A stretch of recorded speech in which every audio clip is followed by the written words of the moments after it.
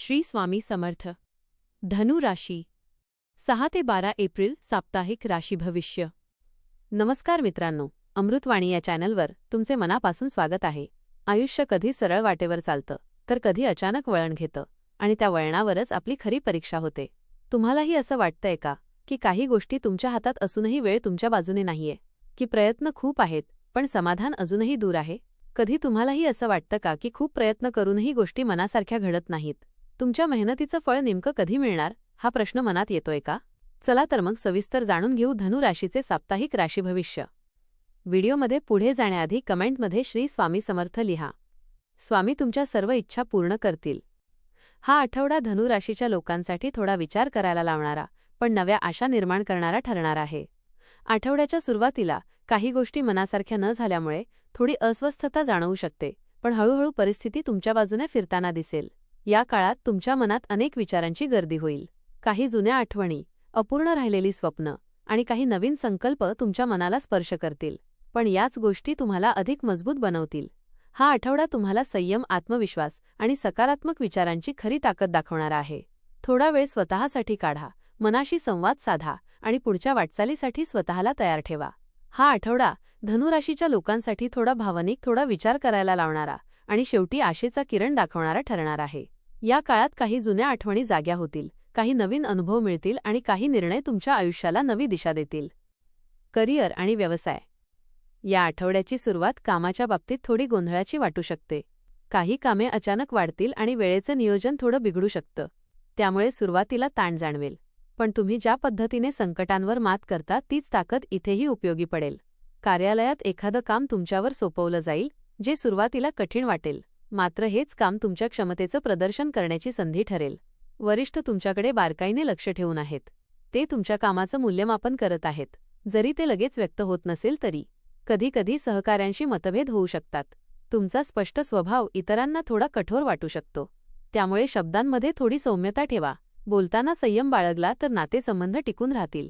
व्यवसाय करणाऱ्यांसाठी हा आठवडा सावधगिरीचा आहे.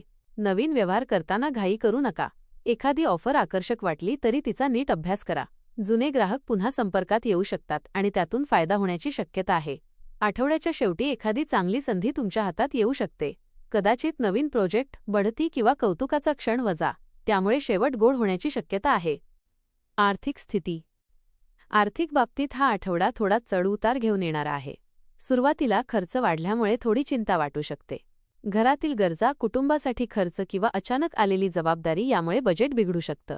तुमचा स्वभाव मदतीचा असल्यामुळे तुम्ही इतरांसाठी खर्च करता, पण या आठवड्यात स्वतःच्या गरजांकडेही लक्ष देणं गरजेचं आहे. एखाद्या जुन्या व्यवहारातून पैसे परत मिळण्याची शक्यता आहे, त्यामुळे मनाला थोडा दिलासा मिळेल, पण तो पैसा लगेच खर्च न करता बचतीकडे वळवा. नवीन गुंतवणूक करण्याचा विचार असेल तर थोडा थांबा. कुणाच्या सल्ल्यावर लगेच विश्वास ठेवू नका. आर्थिक निर्णय घेताना शांतपणे विचार करा. आठवड्याच्या उत्तरार्धात परिस्थिती थोडी सुधारेल. एखादी छोटी आर्थिक संधी मिळू शकते, जी पुढे मोठा फायदा देऊ शकते. प्रेम आणि नातेसंबंध. या आठवड्यात तुमच्या मनात भावनांचा ओघ वाढलेला असेल. काही गोष्टी मनातच ठेवण्याची सवय असल्यामुळे कधीकधी गैरसमज निर्माण होतात. जोडीदाराशी मोकळेपणाने संवाद साधा. तुमच्या भावना स्पष्टपणे व्यक्त करा. एक छोटासा संवादही नात्यातील दुरावा कमी करू शकतो. अविवाहित लोकांसाठी हा आठवडा खास ठरू शकतो. एखादी नवीन ओळख निर्माण होईल. सुरुवातीला साधी मैत्री वाटणारी ही ओळख पुढे खास नात्यात बदलू शकते. कुटुंबातील एखाद्या व्यक्तीच्या बोलण्यामुळे मन दुखावू शकतं, पण त्या गोष्टी मनात साठवून ठेवू नका. समजून घेण्याचा प्रयत्न करा. आठवड्याच्या शेवटी कुटुंबासोबत वेळ घालवण्याची संधी मिळेल. एखादा छोटा आनंदाचा क्षण तुमच्या मनाला शांतता देईल.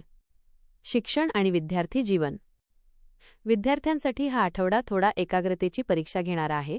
अभ्यास करायचा आहे हे माहीत असूनही मन दुसरीकडे वळू शकतं. मोबाईल, मित्र किंवा इतर गोष्टींमुळे लक्ष विचलित होऊ शकतं, त्यामुळे वेळेचं योग्य नियोजन करणं गरजेचं आहे.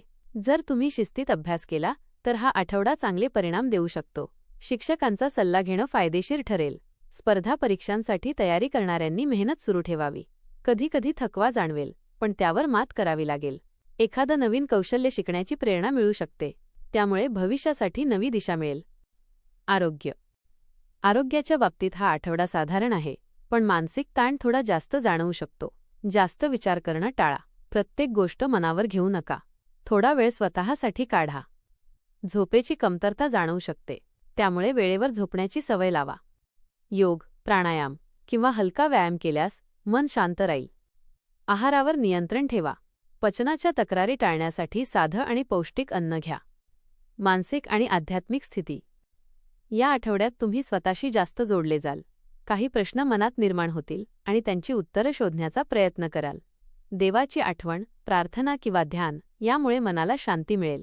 जुन्या आठवणी मनात येऊ शकतात.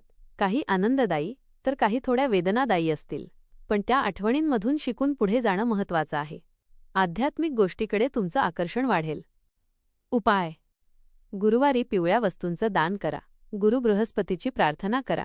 गरजूंना अन्नदान करा.